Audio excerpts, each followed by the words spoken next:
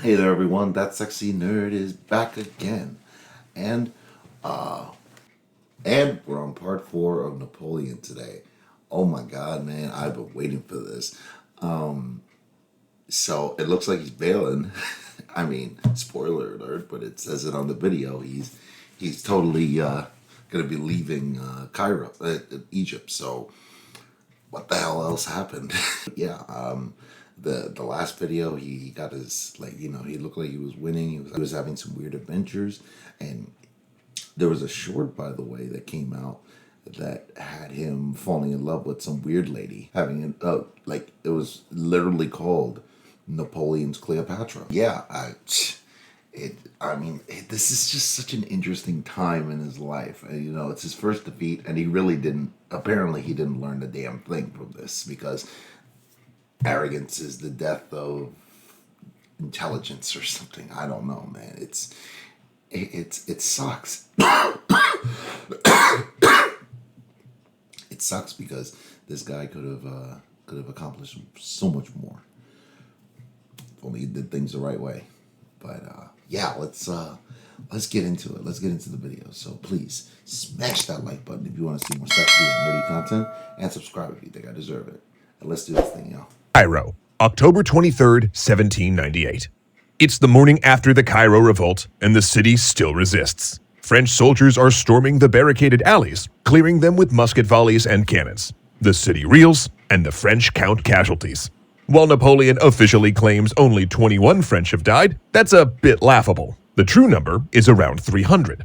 Among them are a group of military engineers targeted for their role in attempting to reshape the city.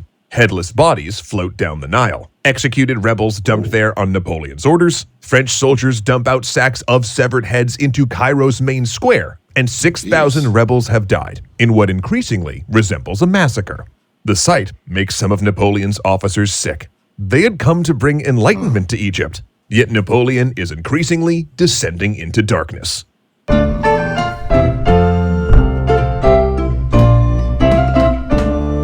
The revolt of Cairo occurred due to a number of complicated factors, but some of the most obvious were Napoleon's attempt to remake Egyptian society along a French Enlightenment model. The religious equality laws of the French Republic, for example, lifted prohibitions on non-Muslims, thus allowing Christians and Jews to wear turbans, carry swords, and ride horses. Similarly, women were allowed to go unveiled, and the sight of barefaced Egyptian women attending parties and drinking wine with French officers, including some high-class former wives of Mamelukes and daughters of prominent families, raised fury. French soldiers also forced themselves on local women with regularity, sometimes even forming gangs to break into harems in scenes of mass assault.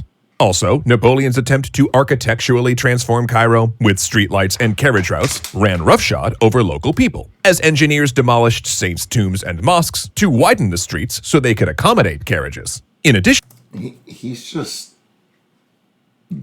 trying these people's patience.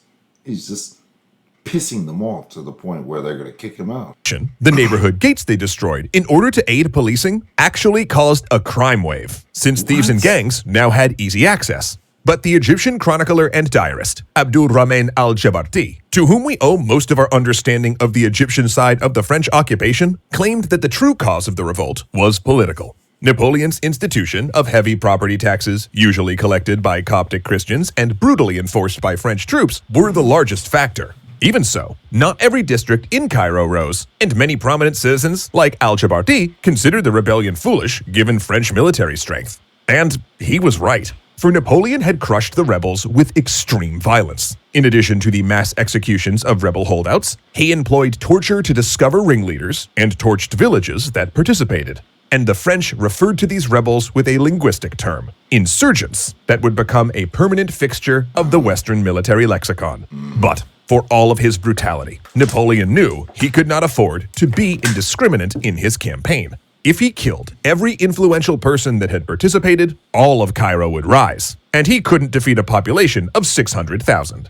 So calling in his Grand Council of Clerics, men he'd hoped to lead Egypt for him, he first made them swear that they hadn't been aware of the rising, then pressured them into issuing a statement that he'd written. This statement blamed the revolt on outside forces, causing discord between the French and Egyptians, while at the same time lionizing Napoleon in his usual propagandistic style. "The beneficent and invisible hand of God," it read, "came to calm the sedition. By the council's intercession with the commander-in-chief Bonaparte, the evils that would have ensued were averted. He prevented the troops from burning the city and from pillaging, for he is full of wisdom, beneficent, and merciful toward the Muslims. He is the particular protector of the poor, and without him, all of the inhabitants of Cairo would no longer exist. Beneficent and merciful toward the Muslims. He is the particular protector of the poor, and without him, all of the inhabitants of Cairo would no longer exist." Yeah, see, despite stamping out an open resistance in Cairo, Napoleon was still deeply insecure, both personally and militarily. On the military front, his generals had finally pushed Murad Bey out of Upper Egypt, but not before he'd received terrible news from the Ottoman Sultan Selim III. French diplomats had flooded the Ottoman court, trying to convince Selim to recognize French rule over Egypt in exchange for rice shipments. Instead, the Sultan had joined an alliance with Britain and Russia, forming a second coalition against France, and had declared a jihad against French forces in Egypt. So just as Murad Bey was on the ropes, foreign jihadis from Arabia and Syria began to reinforce his ranks. Likewise, the Ottoman governor of Acre, who gained the title of the Butcher for his excellence in pursuing rebels on the Ottomans' behalf, not only rebuffed Napoleon's attempt to get him to switch sides, but accepted British aid. Meanwhile, rumors flew that France was about to go to war with its neighbors again. French troops, already deeply unhappy in Egypt, began to fear that their homeland was at risk while they were stranded in a losing colonial venture. And none were more frightened than Bonaparte. Should France be invaded, he would need to be there to defend it and advance his position. And just as it seemed things couldn't get any worse, he received news that the Ottomans were planning a two-pronged assault on Egypt. The first would marshal at Acre and cross the desert, with another landing near Alexandria. Napoleon acted at once, hoping that if he moved fast enough, he could take Acre and turn back the first force before circling back to defeat the second. So marshaling his army, including an experimental unit of camel-mounted cavalry, he pushed his troops on another punishing march across the desert. The first towns fell easily. Then came the port of Jaffa, which responded to Napoleon's request to surrender by decapitating the French messenger and displaying his head on the wall. Angered at the city's resistance, when his troops finally breached the walls on March 7th, he allowed them to sack the city for 2 days, initiating scenes of pillaging, torture, and sexual assault.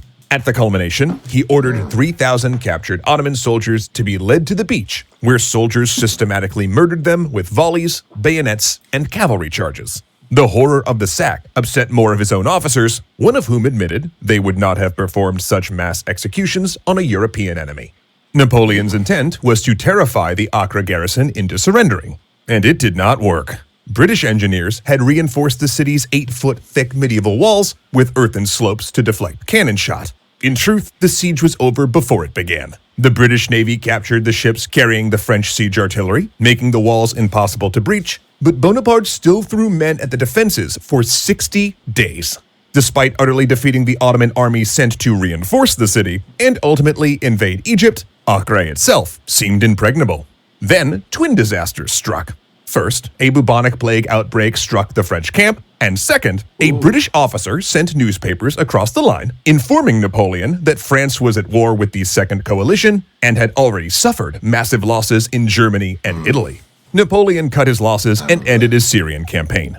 Later, while in exile, he would recall that he dreamed of making Acre a home base for pushing into India to found an Asian empire, succeeding where Alexander had failed. He had visions, he said, of riding east on an elephant, a turban on his head, and carrying a new version of the Quran, which he'd rewrite to suit his purposes. Heck, maybe he would have founded his own religion. He'd even taken small steps on that path, releasing statements hinting that he was the Mahdi, a messianic figure in folk Islam, said to bring justice at the end times. These odd pronouncements claimed he could read minds to discover traitors and rebels, and that God had sent him to directly destroy the Mamelukes, papists, and bring Egypt back to its antique glory. Real cult leader energy going on there. Yeah. But that Asian empire was only a bitter dream when the army of the Orient turned back towards Egypt, walking across the desert because they'd eaten most of their horses during the siege. Bonaparte walked too, though occasionally he rode a camel.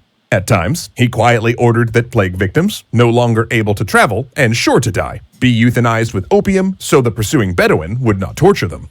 Though despite that grim march, he did return to Cairo in a triumphal procession, declaring victory in turning back the Ottoman army that had tried to come to Acre. Then within weeks, when the Second Ottoman force landed near Alexandria, he routed them in what was more of a massacre than a true battle. Yet even despite that last victory, Bonaparte now knew the French Republic of Egypt had no future. There was really no chance of holding it, and the propaganda value of his great conquest would never be higher than it was right now.